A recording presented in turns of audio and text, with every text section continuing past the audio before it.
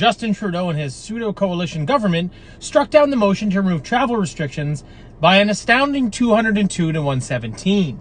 It wasn't even close. What a nice way to kick off National Tourism Week in Canada. Perhaps the craziest thing after the last 2 years of some very questionable tactics by our government is that our health has become a political commodity, merely a tool for partisan points that gave government officials all-powerful authority like we've never seen. Now, what's best for your health and ultimately your life plays second fiddle to what's best in the political arena. The latest reminder of this new world order could be seen just last week as the Trudeau government voted in heavy favor to maintain all travel restrictions, once again choosing partisan points over the people. But here's the thing. These partisan points are beginning to come at a cost. Canadian airports, Pearson in particular, are a complete shit show, and no one is happy about this. The International Air Transport Association, or IATA, who represent most of the world's airlines, is calling on the Canadian government to drop the remaining travel restrictions in a bid to reduce the delays people face at airports. This includes the shot requirement, submission of health and travel information on the ArriveCAN app, and random testing. Marcus Rudiger, a spokesman for the IATA, went on to say, "The untenable delays cascade to airports in other countries and other parts of Canada, causing crew shortages and air traffic snarls. It's pretty dire. It's delays, delays, delays." The Canadian Airport Council calls for the removal of all shot requirements for passengers and employees alike. They said the aviation community has been a supportive partner of the federal government in facilitating mandates. However, today all provinces have removed restrictions, so there is now a different standard for transportation than all other Canadians? To support this industry's recovery, Canada must align with the international community that have already removed mandates and protocols for travel. WestJet CEO says, "As shots are not preventing the spreading of the virus since the most recent variant of concern, there is no more logic to maintain it." WestJet continues to advocate for the removal of pandemic policies that no longer align with science and data. Manette Pasher, the president and CEO of the Canadian Airports Council, said, "We need government to act urgently to remove the remaining public health requirements at the border by June 15th. And Patrick Doyle, the vice president and general manager of American Express Global Business Travel, said, "It's time for travel and tourism to be treated the exact same way as every other industry in the country. Open and back for business." Susie Grenell, president and CEO of the Hotel Association of Canada, had this to say. "Many other countries like Italy, the UK, Switzerland have fully opened up travel and are fiercely competitive destinations. We believe that Canada should follow suit.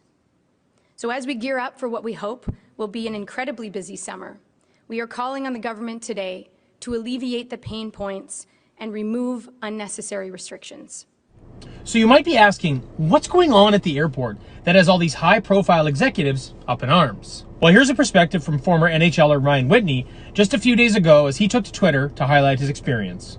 His tweet started at 7:57 p.m. on June 5th, and by 8:32 p.m. he said, "Not exaggerating, I have never seen a crazier scenario at an airport. Pearson has about 100 canceled flights and hundreds of people in lines with one Air Canada worker at the end." Then, roughly 3 hours later, he tweeted this. "Pearson Airport is hell on earth. The worst of the worst. This is the customs line to re-enter Canada after I went through U.S. Customs 7 hours ago." The following morning at 8:29 a.m. on June 6th, he said, "I'm still at Pearson International Airport."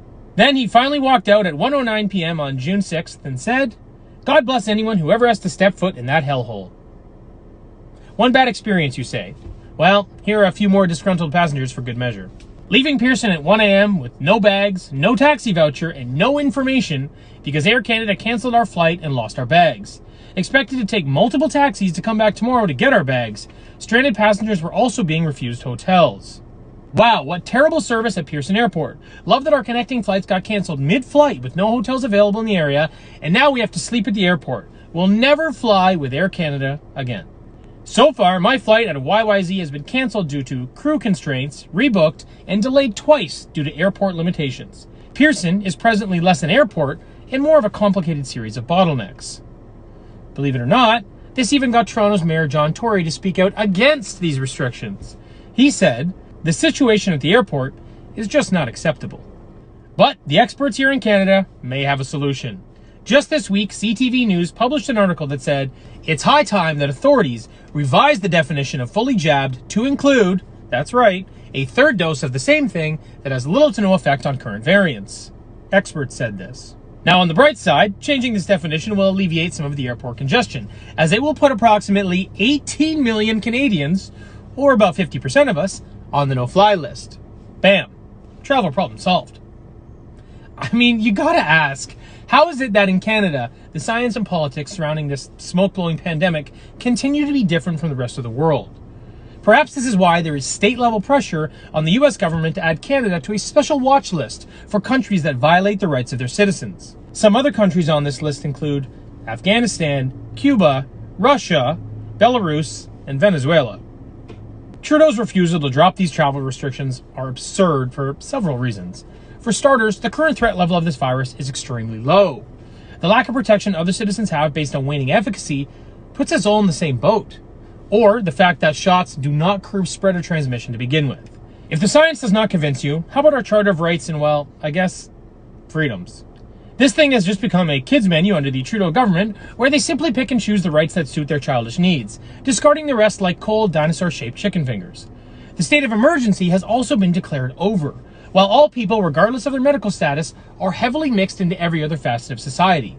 In other words, these travel restrictions are unscientific, unreasonable, and honestly, unacceptable.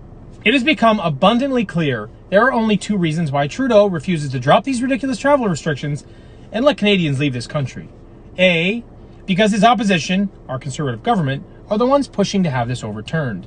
And B, he's clearly suffering from the Trudeau entitlement syndrome, which is obviously why he's upset that some people just won't adhere to his pharmaceutical agenda, and that we, need to be punished. But regardless of whether or not you're part of the 15% of Canadians who still can't travel, or part of the group waiting 15 hours just to get out of the airport due to the other unnecessary travel restrictions, your health should not be politicized. And your life should never be in play when hundreds of billions of dollars are a driving force behind the solution. Period. Trudeau and his coalition force majority have shown us their cards.